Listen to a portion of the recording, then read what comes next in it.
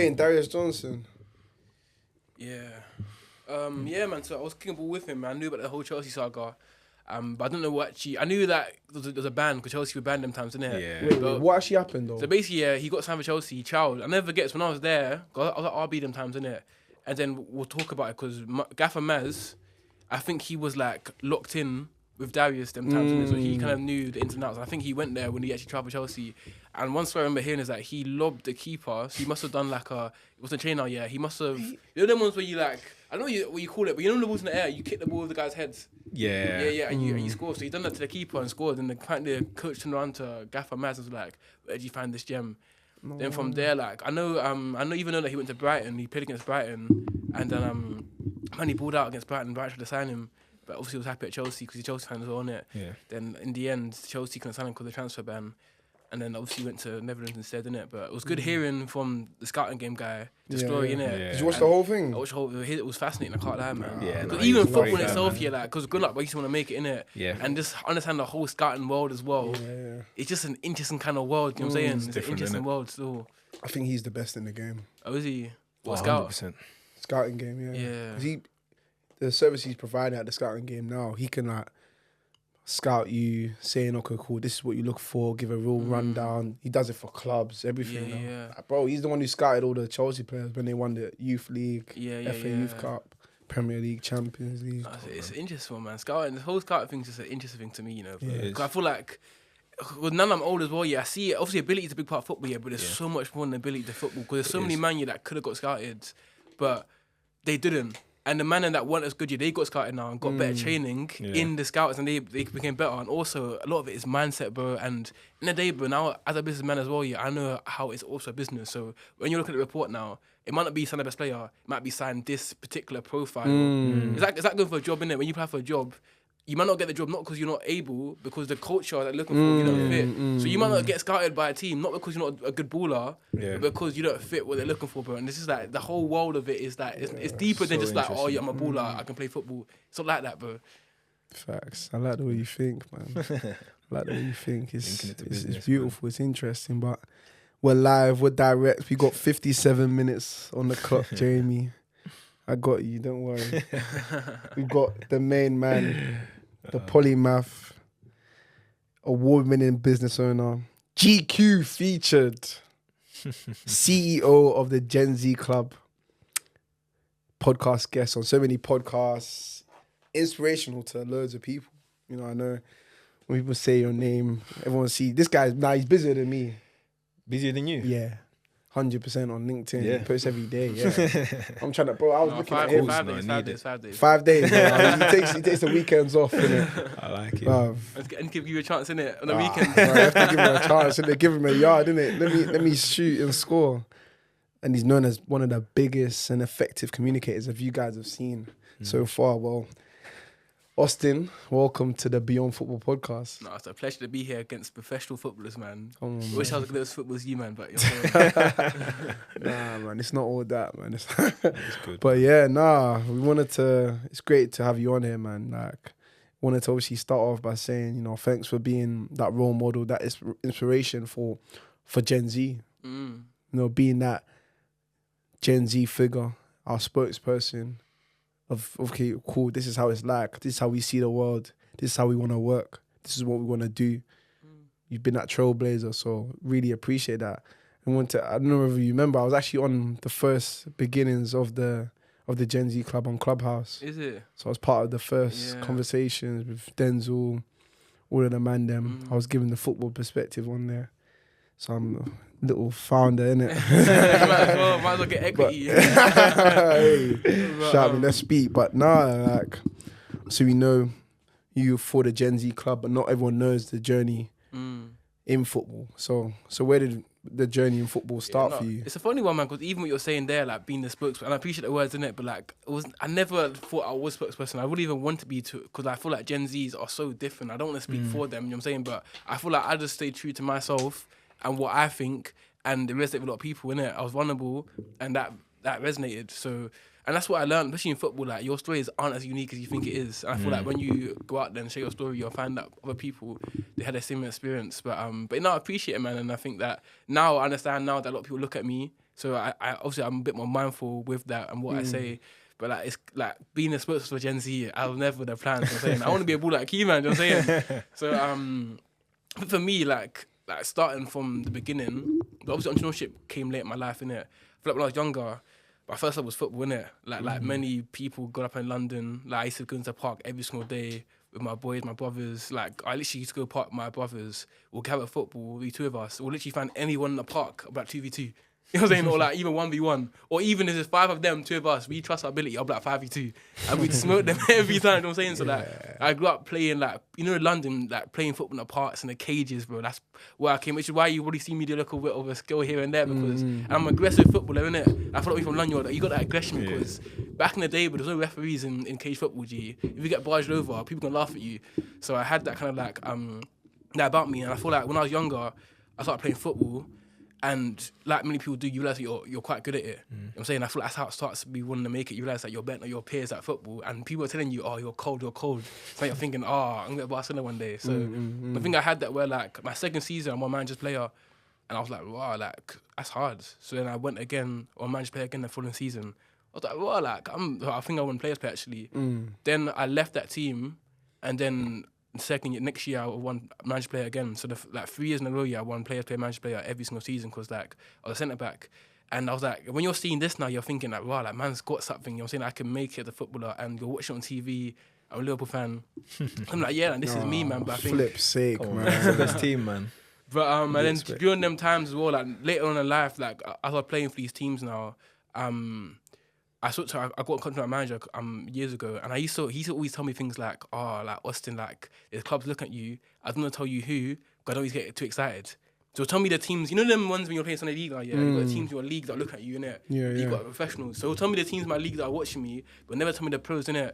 And I reached back out to a couple of years ago, told me that Reading FC, Cardiff were all trying to like scout me at the time, innit? But obviously, I think one thing that I think affected me and probably a lot of black people is that my parents just weren't supportive of football. Innit? Like they wanted me to like go to school, whatever, and they weren't even like My dad wasn't really someone that supported of like that kind of stuff, innit? So when I went to football now, he didn't choose to drop me. The manager of the team needs to pick me up from my house and take me to football, innit? Which obviously no animosity to my dad, innit? Like he's done his best of what he thinks, innit? But I think that's what a lot of young players get, where like when you grow up in first generation, your parents want to understand the football thing, but they understand the school thing, innit? So I think part of me, you know, like being honest, I think that if I had a more supportive dad in regards of football, not life, it might have panned out a bit differently, you know what I'm saying? Because I might have made smart decisions. So when these clubs were looking at me, I left team. Because I was winning 8-0 every single week. I got bored. I'm being real, like my boys were playing for teams in other areas. I was literally playing football every week, winning 8-0. I was so bored, bro. I was like, no, I can't, like, I'm cutting. But I feel like in that moment, if you got a son that's winning 8-0 every week, and you know he's balling, you're saying, bro, you better stay where you are, you know what I'm saying? So I think when I kind of moved on now, I still want to make it, but want the right choice in mind, innit? And then from there, I was still playing football. If I'm being honest, I don't really, like, I had an interest in it, but like, you know, like just me on my own in London, I was playing for non-Sunday league teams, this and that, it weren't really going anywhere kind of thing, innit? So yeah, I think when I got to around 16, 17, 18 years old, I knew I had ability, but I never really, like, nothing really materialised, innit? Then obviously Rise and Ballers was there, them times. And then I saw my boy JMS. You know 99 by JMS? Yeah, that's my guy, Jamal. He's a baller as well, you know. He's a baller, the clothing brand. Yeah, he's a baller. He works with, he does stuff with Mali, innit? Yeah, if he's watching this, he's a baller still. Like, is he? Yeah, he's a good player still. He knows Mali. You know Mali? I don't know him still. He's an A&R. Oh, is it? But he modelled for 99, did he? clothing brand. Yeah, I don't know about the logistics of the company. I just know, I know the owner, innit? But yeah. So like he's a baller as well, innit? But I remember he must have gone to the trial now, innit? Rise Ballers, and he must have. I saw in the story. I was like, what? I say, why they got a trial? It was like, yeah, bro, like calm down, come through, innit? And these times I knew the ability, and I was like, I'm one of the guys here on my day, like I can ball, you know what I'm saying? But I've got the confidence, like most men, innit? So I went to training trial. I just mashed it up still, man. Like, and I got into Rise Ballers, and bear man, this is like. Man that been to going to academies, like the whole London now, like was literally the best. Were you there with Illiman Day, all of them, bro, and we're literally known as the best chef. outside talent in London. This is somebody like me who was obviously had a record, maybe was like younger, but like for the most part of my 10s, 12s, and 13s, 14s, I went to academy, but it's man I'm there trying to get into his team, and I'm getting in over them. You know what I'm saying? So I'm there now, man, like, and they're rating me. You know what I'm saying? But also I knew I had ability, but like, you know, these lot are rating me, so And I trialed now, and then I got in. Then I remember these men, they were so cutthroat, bro. Every single week, there'll be a new session now, and at the end of the session, they'll let people go. So like, what they'll do, they'll line us up like cattle, bro. And they'll call your name. Man, I'll tell you, these will call your name, and then you'll be sitting there with your boys. Bear man, these are boys you just met in it. So you're thinking, I won't even see you here next week. You know what I'm saying? I'm thinking, I won't even see you next week, fam. But you'll be back doing it anyway. So so and this peak, because man will get called up now, and you'll see by their face whether or not they're coming next week, innit? Because what do they tell them out loud or just? They'll say it out loud, but they'll pull you over. They'll be over there. Yeah. And the funny thing, bro, someone's got to do a documentary with his team, bro, because the manager, you know who the manager is? Yeah. You know the rapper, Kia Keys. Yeah. He was my coach, bro, at RB, bro. Kia Keys. Kia Keys, G. Crazy. It was mad, innit? But anyway, so every single week, man don't get dropped. But me, they rate my thing, innit? So every single week, man staying. And also this is giving me bare confidence to think of, like, as a guy, I think I'm 18 at this point, I'm thinking, like, wow, like, I've never been no academy, but these lot are rating me over these other ballers. Bro, there could be something in this, innit? But I feel like, at the time, entrepreneurship came into the loop a little bit there, and I feel like I was kind of at crossroads, innit? And I think that to make it in, especially football, you got to be dedicated, you know what I'm saying? Like, you got to have, like, in anything in life, you got to have the tunnel vision. I feel like with me, because maybe I didn't have the support or the confidence, whatever, I was always, like, crossroads, innit? I didn't really believe in myself as well as I should have. Whereas now as an entrepreneur, bro, when I tell you, I got that belief, bro. And I always say to myself, if I had the mindset I had now as a footballer, I genuinely feel like I could have gone, quite far, you know what I'm saying? But yeah, man, so long story short, I was there for a little bit by the ballers. I played with lots of Darius Johnson, who's now at he's signed for Everton, you know what I'm saying? Like, I've seen some real cool guy, ballers, innit? Obviously there's Tishay and Gibbons as well, another baller that I was playing with there as well. Even Tishay, where's Tishay now? I don't even know, bro. But he was cold, bro. Like he's generally baller, bro. Like even so, I got a friend, my best friend. He's called Zaz, innit? He's played for Sheffield Wednesday. Zaz, yeah. You know Zaz, yeah. I know Zaz, yeah. We spoke about him. He does YouTube as well. Yeah, one of my closest friends still. So he's with the Saga as well, innit? And he was at Sheffield Wednesday when Illiman and Anno Gibbons was at I was there with United. them. We used to link up in Sheffield. Oh, is it? What were you? Me, Illiman, when I was at Barnsley. Oh, is it? Me and Ills used to go. Oh yeah, no, he's a good. Illiman's a nice guy. I think he's a humble, guy, he's just a good guy, bro. Like, honestly, good, bro. So yeah, man. So he told me, I said, bro, when you played Sheffield United, he got a mad rivalry in it. I was like, who was the best players there? He said, Anno Gibbons, bro. He said he was the best player in the team. You know what I'm saying? Which is mad. So I don't know what's gonna happen there, man. But I was there for a bit and I was enjoying my time at RB, like, playing against, even like Beatties and them, and I was 18 times in it. You played against them? Yeah, Beatties, SC Dons. I think this was my first time where, like, I finally felt like, wow, like, I'm getting recognised for my ability, you know what I'm saying? I think that is what I needed. Because I feel like ability I had yet never really showed in the way I should have shown in it, but I was there, played against Charlton FC as well at some point as well. Yeah, you're a bit older, of course, innit? But you played for Charlton. Yeah, I know, but obviously, like, we're playing like same age group, innit? Yeah, no. But I played well against him as well, I got some highlights of me, like, skipping. What was that, the Valley? It was that, that stadium? It wasn't a stadium, it was like the training ground. Oh, training ground. Yeah. But yeah, man, but yeah, so it was good, man. I enjoyed my time there, but I think also what happened was that I started a fashion brand when I was 18 years old. So this is like a slight segue. And I was enjoying that called Born to Stand Out. And I feel like growing up, I didn't know about entrepreneurship, bro. I didn't know what that was about. I think that when I got my toe in there, I realised that, there's something in this for me, innit? And I think that in life, there's things that you're naturally drawn to, you're naturally good at. And I feel like, for me, football, I'm good at it. But you see someone like a Neymar, or like a Hazard, or like a Messi, you know what I'm saying, or like a Lamine Yamal. Them man there, like, they've been born to play football, innit? And I think you can still make it without being born to play. But certain things in life here where you got the right setup. Like Messi, it just set out to be a footballer, you know what I'm saying? Then you can, and I feel like I was a good player now, but I don't think my body is set up to just be like, see them guys like on the pitch, like, they're just calm, like, it's something like Illiman, get the ball, it looks easy for them, innit? Yeah. Whereas I think I have that with entrepreneurship, whereas like to me, it might look easy to me what I'm doing, and I don't think it's a big deal. I think that when you find that sweet spot in life, where like, for you, it just seems easy for you, that's where you I feel like you got to go, and that's where you really like achieving it. But then, while you were playing football, did you feel like you were already set up for entrepreneurship? You know what I'm saying?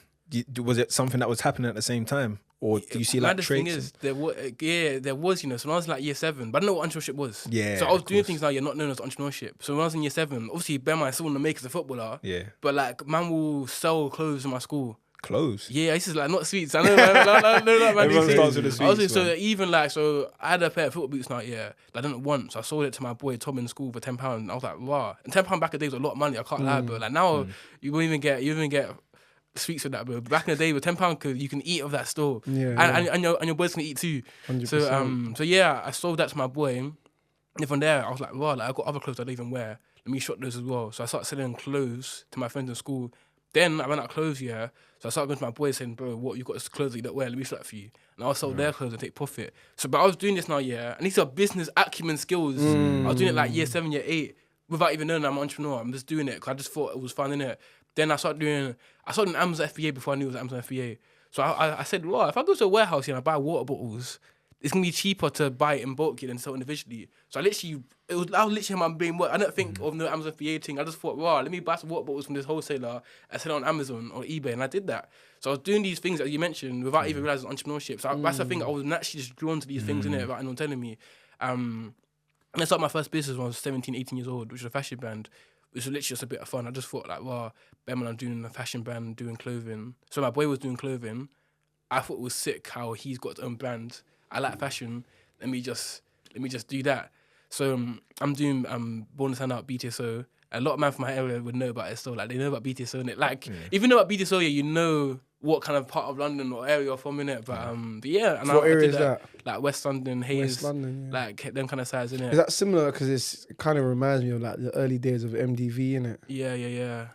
That's the thing, like when like a lot of people are known like their kind of area, and I feel like BTSO was known in like my kind of like a lot of people would know about BTSO. Like people say to me now, I still got my BTSO shirt, all these things there in it. So it's a funny one still, man. But I was doing that, and I was, you know, as I said, I was decent. Like I was sold out my first drop in school, like 15 t-shirts. Sold out again, second drop.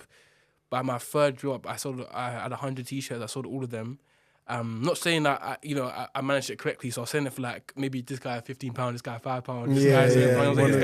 I'll do you 2 for 1. When I'm looking at the profits now, it's not profiting. But like I had that raw. Yeah. See that Yaya Toure, that rawness. You know what I'm saying? I'm gonna smash it. I had that raw, like, you know. That's what I mean. Like in football and other hustlers, some similarities, bro. So. You get them raw footballers, that need a bit of polishing. Like, I seen you play, I'm joking. No, that was too sharp. That was too sharp, bro. But when I was 18 now, I had that rawness, which I probably still have a little bit now, but like, I had to refine it a little bit. But yeah, man, so that was my first business. So I did that for a little bit, and this guy's thinking I was going to get me back. I know you are, bro. Look at his face. But yeah, man, I was doing that for a little bit, and then when I was at university, there was a little competition at my uni net where like basically were giving people funding for like their businesses. Similar to what I just done. A little award, yeah. So I was 18, so I did a foundation. I didn't even get into my university. I had to do a foundation. You're not a first year foundation. So I was there now. I applied for it. I got through the first stage, which was like a 8-week, like 14 October, December. Got through there, I got to the final. I was like, wow, like man's in the final of this thing, this is crazy. So like 100 applicants, I was in the final of this competition at my university. And the people in the final were like double my age. You got like extra good. It was for anybody that's been to the university or in the university. Yeah. So I'm 18. One guy there got doing like a master's. One person there. One guy was like 50, but one guy was like youth my age in it. And then but yeah, and the final was actually on my birthday, my 19th birthday. Crazy. Which was mad in it. And then I won an award still on my 19th birthday as well for that brand. So I got some funding for it. And also I got an award for it as well, which is where the first award came from at 19 years old, innit? So let's see how Lamine Yamal got his euros. I got entrepreneurship euros. Man. So but yeah, man. And then I did that for a little bit, and then I did that for a little bit at my university. Kept growing the business. Eventually featured in a British GQ magazine as well, which was nice. And I think as I went onto it, I came across starting the Gen Z Club as well. And then that's a whole story in itself, innit? But I just thought, let me get to this checkpoint here. And then I was still playing non-league football at the time. I was at university. I was playing for my first team at university as well, man. So I was still doing the football thing and entrepreneurship thing as well. I wanted to know, like, because obviously making your own brand takes a lot.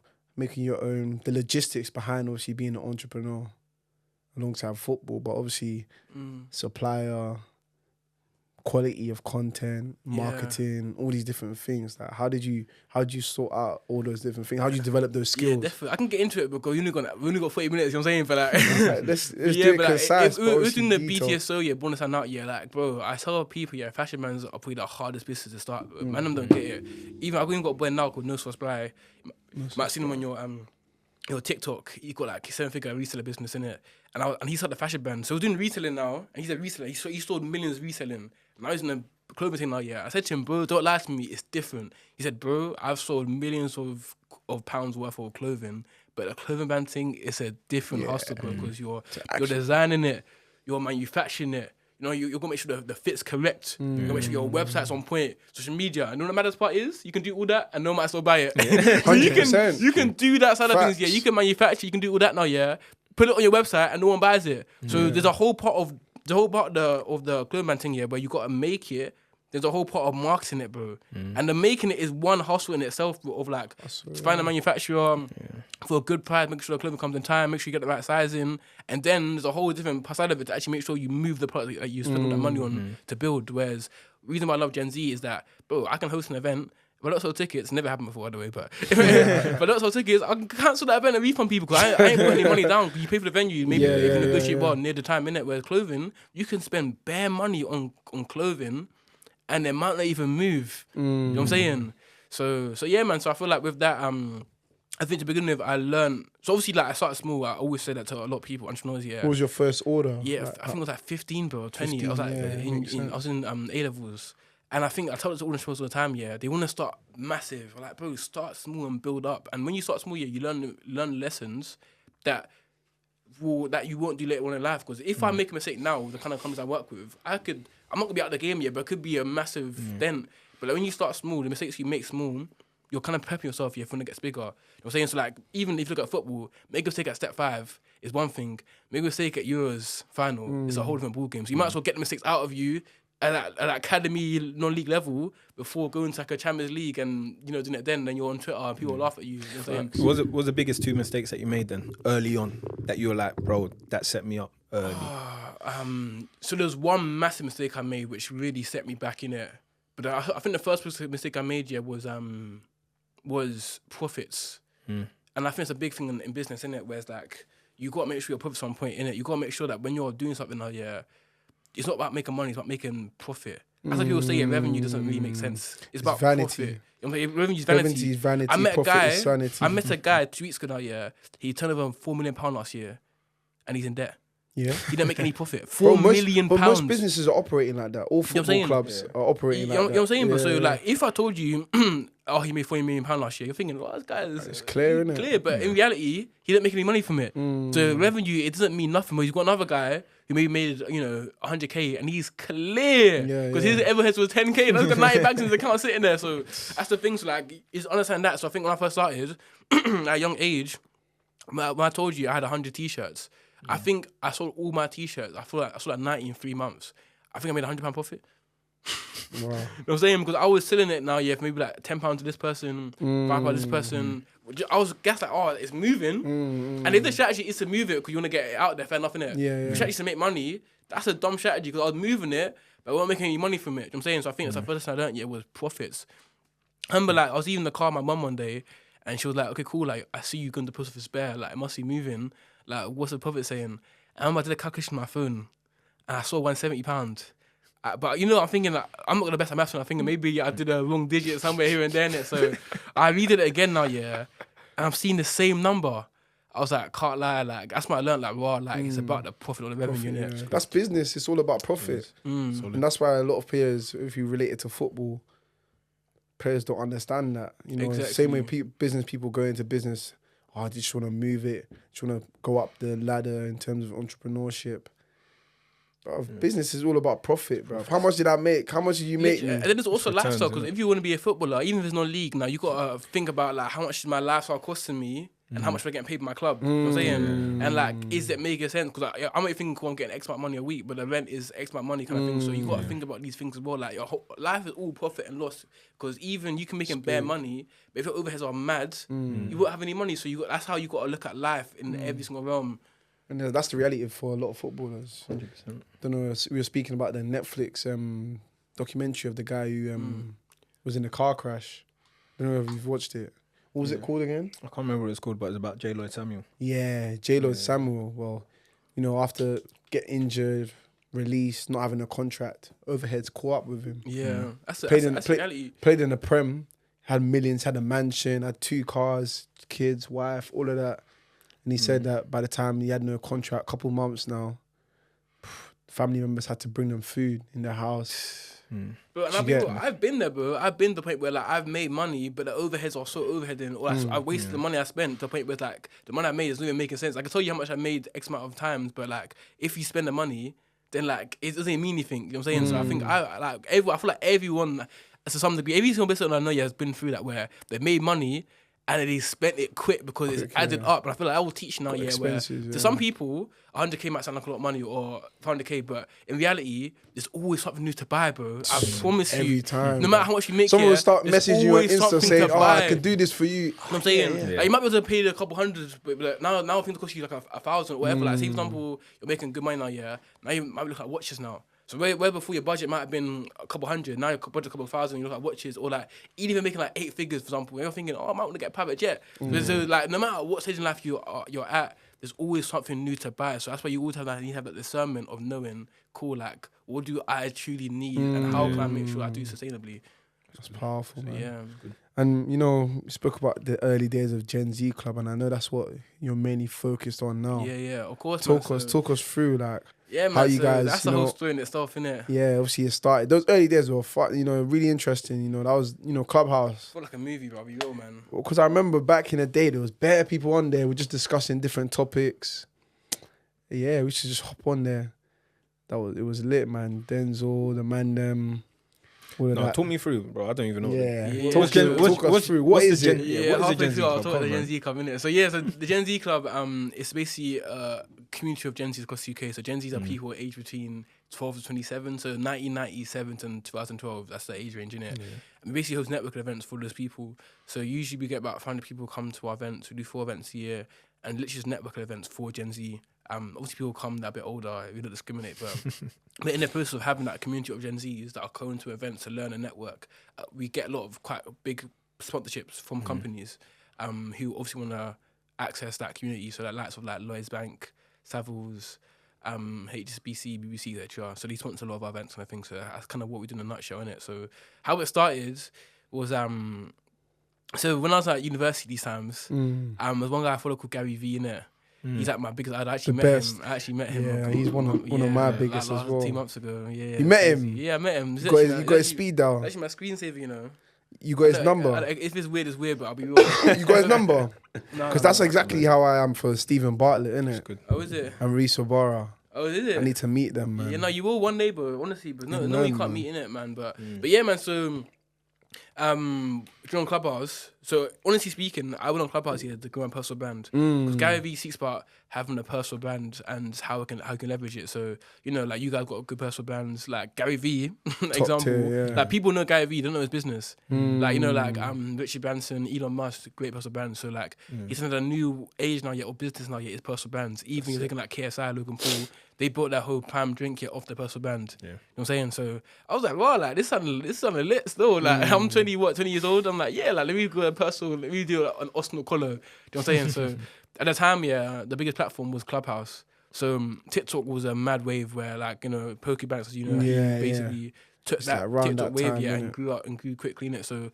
lots of influencers you see now jumped on TikTok early because what happens with social media is that when you jump on it early, there's more people on the platform than there is content.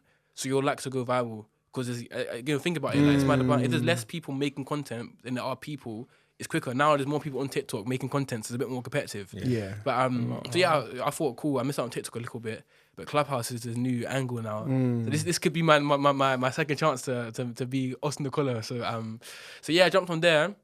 And I thought, if I'm gonna do this now, I've got to be consistent. And you know, you asked me like my biggest every mistakes week, I made with BDSO. Another mistake was I wasn't consistent. Like, I would drop something, and then like I would make money from the drop. Yeah, like, I wouldn't drop again for like a couple months. So like by the time I drop again, the hype's kind of gone down. So it's kind of like on and off. Whereas I learned that to my new business, Gen Z Club, where we do like our first year of Gen Z Club, we do an event every single month. So the second that event ended, we did another event. So like I learned my lesson of like, cool, we're gonna be consistent. So even Clubhouse, I was like, cool, if I'm gonna come on this app now, I'm gonna be consistent.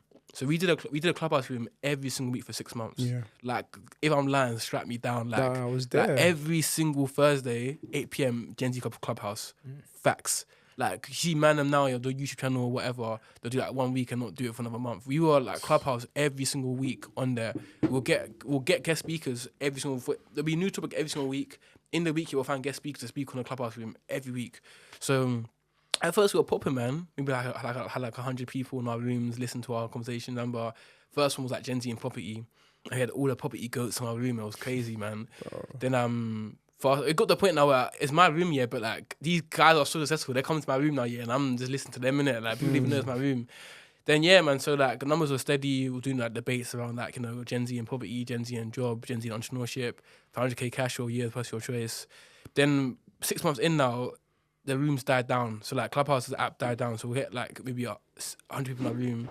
Now we're looking at like maybe like 10 people if we're lucky. You know what I'm saying? So it was dire, sad times. Like we were just wasting in there. So it happens like in business though, innit? You have to see how you're gonna. Exactly. So I got to the point where it wasn't worth it no more, man. Like it was people coming in now, always annoy me. People come in and just be chatting off, and people be leaving. You know them ones where you join the room now and one person keeps talking, and as they're talking, because they're so boring, I'm seeing people leave the room. But at this point, I'm too scared now to tell them to shut off in it. But now I'm like, bro, it's enough, like.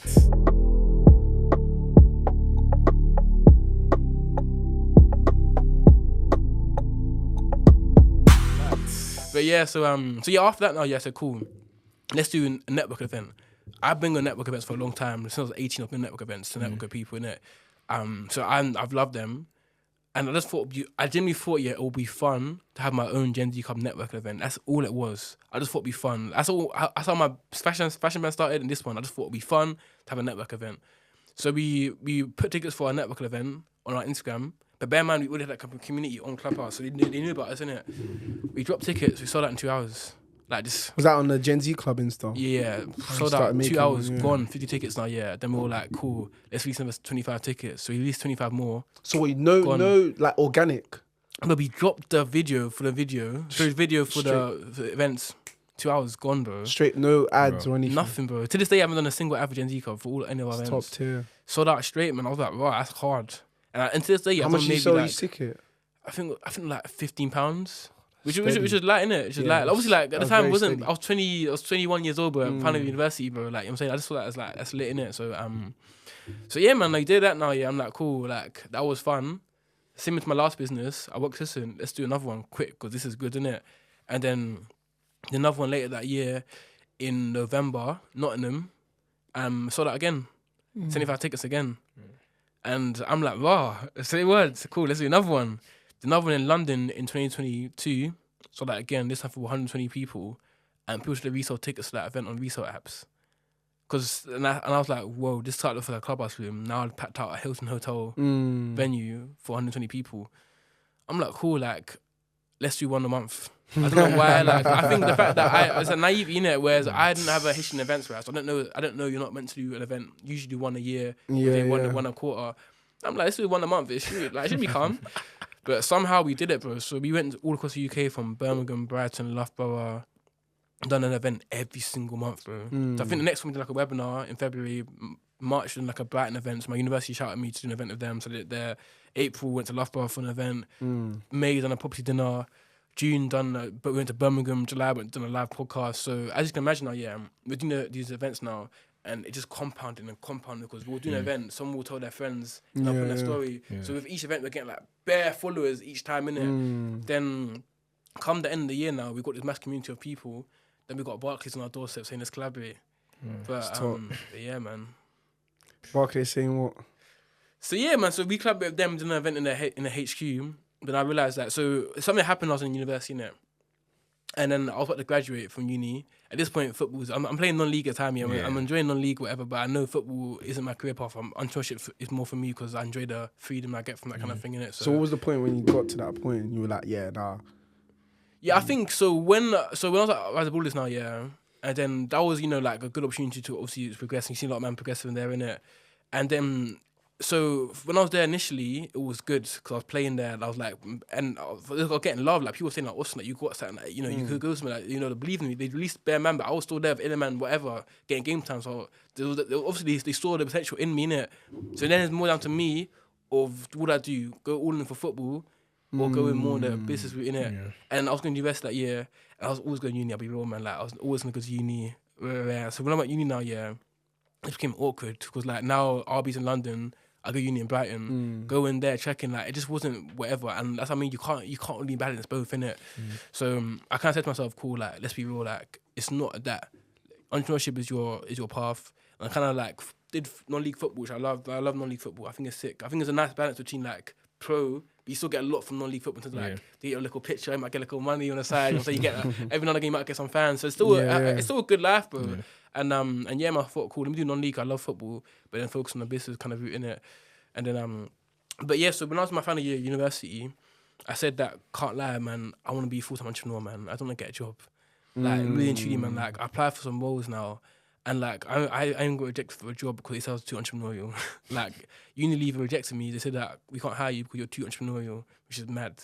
Crazy. So I was like, cool, maybe I should go all in. But obviously, like, money from the events, it won't make a lot of money, bro. Like, I think if you sold like 100 tickets from an event for like £20 tickets, £30 tickets, that's like 3K. And there was 3 co-founders. You know what I'm saying? So like, first of all, that's 3K revenue, not profit. Then when you're splitting the profit between 3 people, like, bro, nothing, you know what I'm saying? So I asked my mentor at uni, I said, look, this is my situation. I was open and honest. I said, bro, I want to be a full-time entrepreneur. I'm not making enough money to do so. What's your advice? He said, yeah, sell your community. Because companies will pay a lot of money to access your community. And bear in mind, I'm a black guy from London, bro. I don't know that Lloyds Banking, these kind of people, and all these corporates would want to even, we would even be valuable. Especially like a lot of people come to my events, we're black, you know what I'm saying? So I'm not thinking that these men will even be valuable to a company. And then when he said that to me, I said, are you sure? He said, yeah, bro, like KPMG and all these big firms, they want to hire people from your events because they come to network. And a lot of them are black as well. Diversity as well. You know what I'm saying? But a lot of them, aside from diversity, they're talented people, bro. To go to a network event, look at you, like, you know what I'm saying? Like, on your day, I'm joking that. But obviously, you lot are talented people, like, you got podcasts, like, you got football experience, what you're doing, and you come to Gen Z Cup events. So you're a certain caliber of person. So that's what they want. So from there, I started working with companies. I started, kind of what you're doing now, like, messaging companies saying, oh yeah, come sponsor our events. At first I'm getting airtime, bro. Like obviously I still get airtime, I'm saying. But like now I'm like asking what your loss, bro. Because I know that what we've got is value. You can't comparing it, but there I was getting like, bro, one time I picture a company in these sales calls, they were giving me advice, they give me advice on how I can pitch better. So bro, like, I didn't get my first like sponsorship yet until like 10 months of trying. Serious? 10 months? Man. Yeah, man. That's top tier perseverance, though. But obviously we did Barclays, like, kind of like we clapped at them, but that's more like a pro bono thing, a free thing. Just to like, just to get yourself out there. Yeah, but also it's good look for it's good for because in the end it's weird because what I do now, of course it's good to like make money, whatever. But also it's just good for the young people. So every single time so it's not even just about a thing like I work for a brand for bread, but like every time I work for a brand now, there's a whole bunch of opportunities for the Gen Z. So every time I get a corporate coming down to my event, that's bare man that could potentially work for this company. So it's not even just that; it's a deeper one. So we work with Barclays now. It's not just about that, but it's also it's bare man now that come to Barclays HQ now. That could be from all parts of London that are now seeing that like I could actually work here one day. So it's a double-edged sword. It's a deeper with every single thing client I work with. It's a deeper one where it's like calm. Like this is actually I've opened up another door for my community. I'm saying, but yeah, man. So they were first, and obviously the more companies kind of come in after that, and now I saw it at now, man. It's literally like non-stop. And I say that year was a movie because like when I say it now, but when I'm doing an event a month and I'm going to Birmingham, Loughborough, or whatever, Brighton, I feel like an artist. I feel like Lil Baby, bro. You know what I'm saying? I'm doing the UK. You man were going. We were relentless, bro. Like so these guys went through a period. Denzel, Austin, them two. Poker was really clear, slightly in it. Yeah, but Poker was involved. No, he was involved. Yeah, I know he was clear already in it from Samuel Lee's and all of that stuff. Yeah, no, he was from known TikTok. Still. Yeah, he was known. But these guys were going ham, bro. Is that what it cost? That's what it cost. But I'm saying, bro, these man went ham, as in, bro. You're seeing them everywhere, posting every day. They're doing this. I'm like, Denzel, bro, what's going on? Like, relax, man. He was like, yeah, Dan, come true to this one. He sent me bare times because it's always on a Saturday because I couldn't come. Yeah.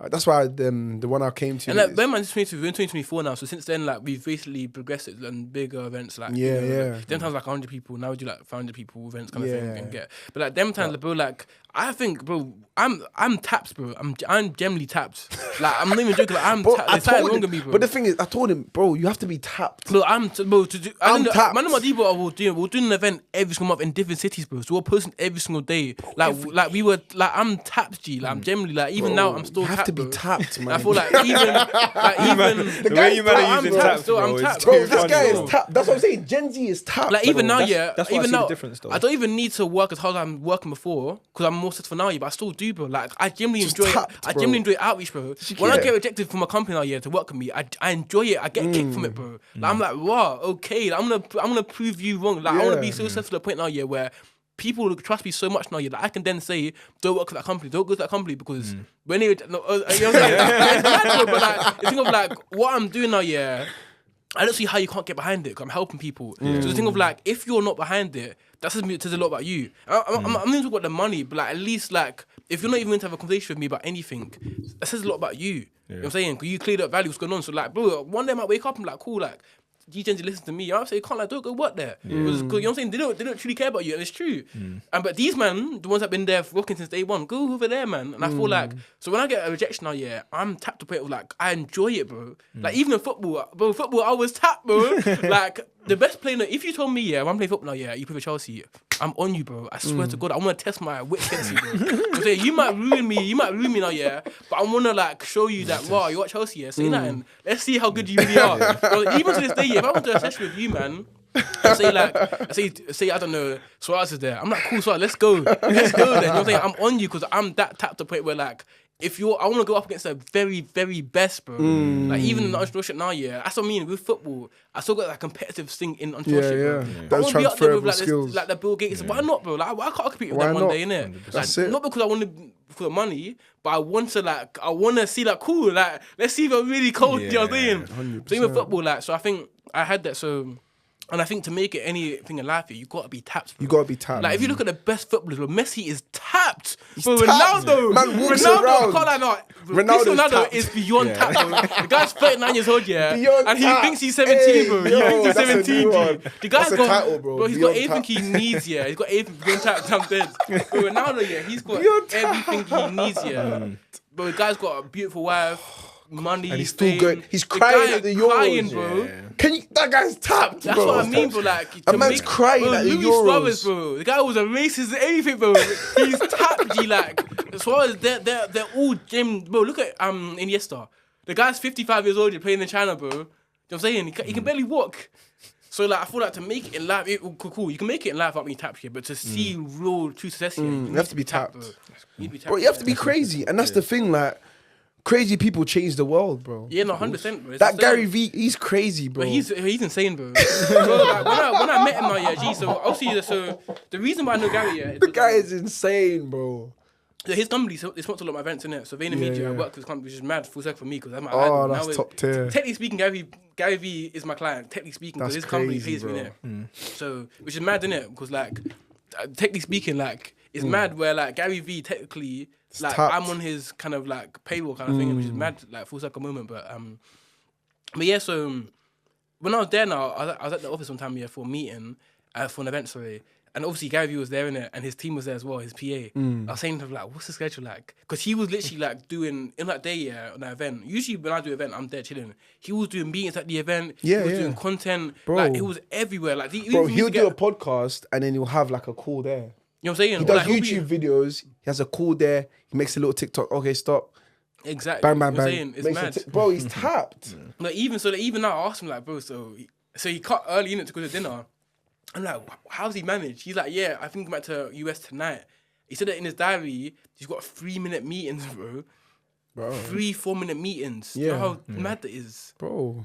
He's tapped. That's tapped. He's tapped, bro. I feel like you need to be tapped, bro, to make it in life, you need to have it, to make it real success, bro.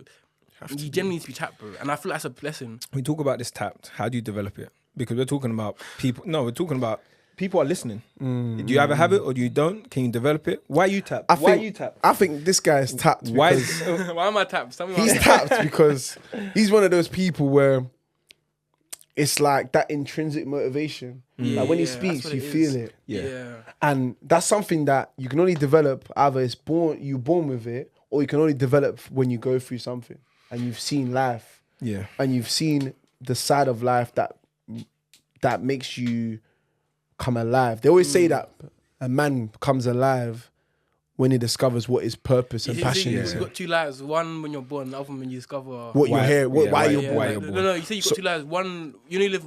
Your second one begins when you realize you only live once, something like that, along those lines. Something like that. But that's what I'm saying. I feel like you become tapped when you realize to your core what you're capable of, what your purpose is, and the fact that this world is cutthroat. So how do you discover that? Yeah, so I think by the way, the quote is, every man's got two lives. The first one begins when he realizes he only has one. I think that's the quote, innit? It's a cold quote. But what I think is that when you find something you truly love, it generally makes you taps. It's like, well, you got, girls, when girl is with from a guy, they become taps. Like you'll take the most normal girl, but let that girl fall in love with her brother. Long day. She taps still. Yeah. So I feel like checking your phone. So I think that's the same logic here of like anything you do, where it's like when you find something you love, you become tapped for it. Obsessed. So same with me, like I love entrepreneurship, bro. So I'm Jimmy tapped entrepreneurship. Same with Elon Musk. He's another guy. I've read his book. He's tapped. He's tapped. Elon Musk wants to live on the moon. Do you know what I'm saying? So like, I feel like when you find something you love, you're passionate about, you become tapped for it. So I think that, and that could just be. But how do you foster that? I think it's comes down to like finding what you're truly passionate about, bro. Generally, bro. I feel So like when you sampling find different things. Yeah, test. When you're younger, you got to test different things. Like even me, like I thought only a footballer, but now I've done entrepreneurship. And, I've found I love that more. I found that I'm kind of calling, you could say. And I'm tapped for it. Ronaldo obviously loves football, so he's tapped for it. And I think that you need to, like, explore what you love. And then when you find that, just generally, when you fall in love with what you do, bro, you become tapped for it. It becomes deeper. Like, it's not even about you. Like, when you start seeing the impact what you're doing makes, it's not even about you no more, bro. Like, when I'm doing these events now, and I'm seeing the impact that's had on people's lives, it's not even about me no more, bro. But we're obviously talking about the positive aspects of being tapped. What are the negative aspects of being tapped? Yeah, negative, bro. Like anything in life, there's pros and cons in it. And I feel like the people that are tapped here, they kind of need to accept what comes with it, bro. Like Elon Musk, needs to accept that he probably will never have a normal relationship with a girl. And a lot of entrepreneurs, let's be real, a lot of them, they won't have you won't have your same relationship with a girl, bro. Like even me, like sacrifices. I might not have I probably won't have a normal relationship. I will try to, but I can't lie, man. Like it's hard because I genuinely love my work so much now. It's like, you know what I'm saying, like it's gonna be, and if you want a guy, that's gonna be home by 5 p.m. every single night, bro. That's not me. I'm being real. It's not Elon. It's not his Jobs. It's not Ronaldo. You know what I'm saying? So it's like a lot of what you see a lot of successful men now. Is that, their private life or family or love life can take a hit, or maybe other areas, even friends, like, but you're tapped now, you can't have the same friends, like, you think Ronaldo's got friends that are down going to the pub or whatever. No so, chance. Like, it could be lonely, bro, like, like, even I went to Dubai last week, bro, I went with my dad, but obviously, like, I can't lie, when I was in Dubai, I couldn't club myself, bro. I went on a helicopter ride, I was there with my ones, bro, because with all due respect here, a lot of my friends can't come to Dubai with me on a random, I'm saying, like, if I want to say let's go to Dubai next week, one, a lot of my friends have to go find time of work. They need to go ask their boss, can I go? And two, they might not be able to afford to. So I feel like it can be lonely, bro. There's many benefits to being tapped, bro. You know what I'm saying? It's funny, bro. Like, like you can't live. It's not like a normal life, bro. If Ronaldo can't go to the shop and pick up some sweets, you know what I'm saying? Like even me, I'm not famous now, but even when I step out, people can't say that, oh, you this, you that guy, bro. So I've got to make sure I carry myself on the roads. That I'm even thinking that, if I go to a motive, I can't move too mad. You know what I'm saying? I went to a motive a couple weeks ago. One of my clients was there, bro. Well, the watch party. No, it was one R&B thing after Dental's. There was a motive after that.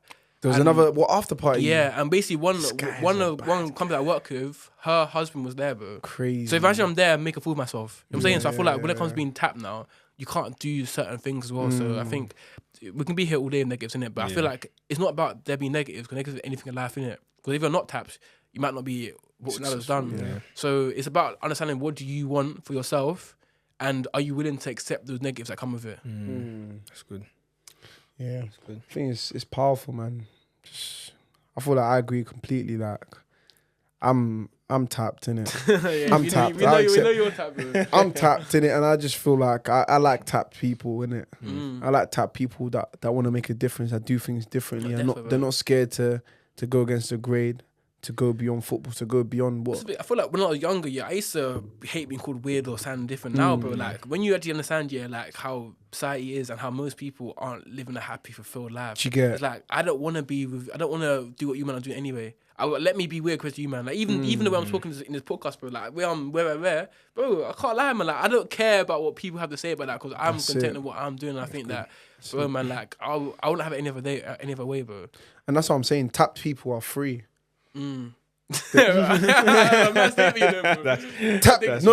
people are free from obviously societal expectations, their own restraints from what other people think. They're really free in terms of definitely, man. If you speak to a tap person, you know that you can get an honest conversation from them. They ain't got time for all these different things. It's an interesting topic because even like it's not something people talk about enough how tap people that are successful actually are, bro. Because like you look at Luis Suarez, bro, the guy is biting people, bro.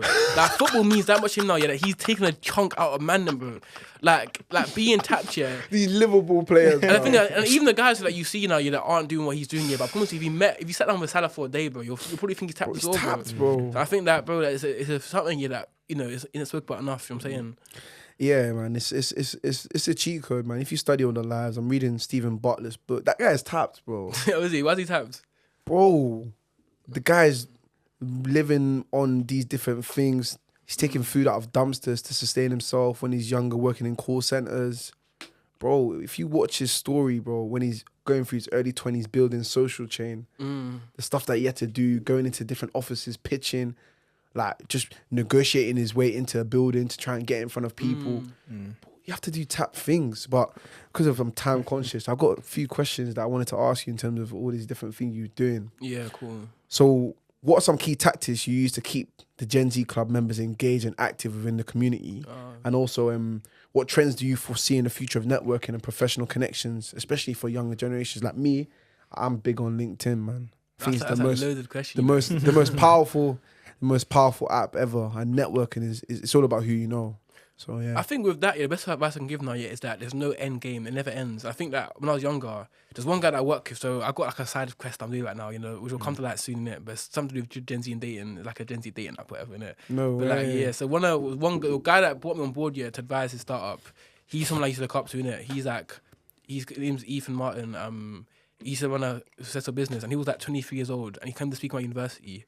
At this point, his business was doing like 30 million in revenue. And I had 50 employees. And what business was was when you go to like a pub, see we scan the barcode, you order your phone. He bought the first version of that in it. So I said to him like, cause I'm doing BDSO, right?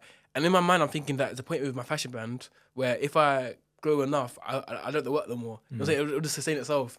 And I said to him like, so what is that point? Like, what number is it? Like, what day is it? You know what I'm saying? I'm asking him. He's like, I can't lie. That's how our business works, bro. Like with business, like it's kind of what Knight's in his book. It's grow or die.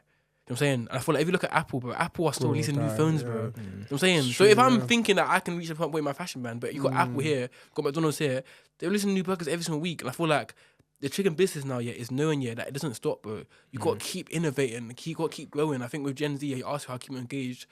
I keep listening to them and doing new events, bro. Like last 2 weeks ago, I done our first event was the Entrepreneurship Summit. First time we've done that in 2 certain years.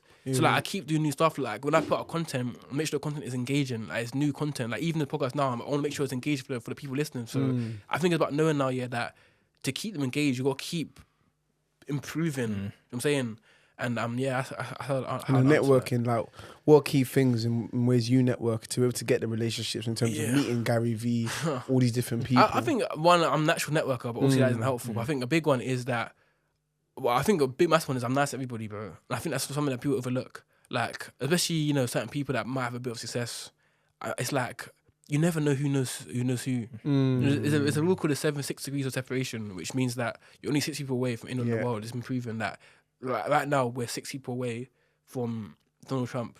Like 6 people. So that even me, one of my boys, you probably know Nathan Bishop. Yeah. Goalkeeper. You know him? Yeah, South End. I used to play with him back in the day still. Yeah, he used to play for Man United. Man United. He was there when I was there. So Crazy. I'm literally one person away from Ronaldo, because from him to Ronaldo. And that means you, man, are two. So from me, you to me, to, you know what I'm saying? And it's like, and then everyone knows you is free. You know what I'm saying? But they might think Ronaldo's so out of distance, but he's not. And I think that when you realize, the serendipity of life, of knowing that you never know who you might meet. You know what I'm saying? You never know, that who this connection might lead to. So like even Denzel now on Football Verbal, like, and he's like my best friend, innit? Like, I use the example a lot. Like before, he was my best friend before Football Verbal, bro. It's not like he became Football Verbal and I said, oh, let's be friends. But like, we were friends before that. Even when I was doing my business, Entrepreneurship now, I still showed him the same love because it was my guy. Now he's blown up now, and FV, he's still my guy, same way. But like, a lot of man wouldn't chat somebody because they're not this or not that. And then those man might know somebody or even become that. And even just like, as a human being, people deserve that kind of respect anyway. So I think that, like, knowing now, like, you never know what this person might lead to, and just being nice to everyone you meet, fam.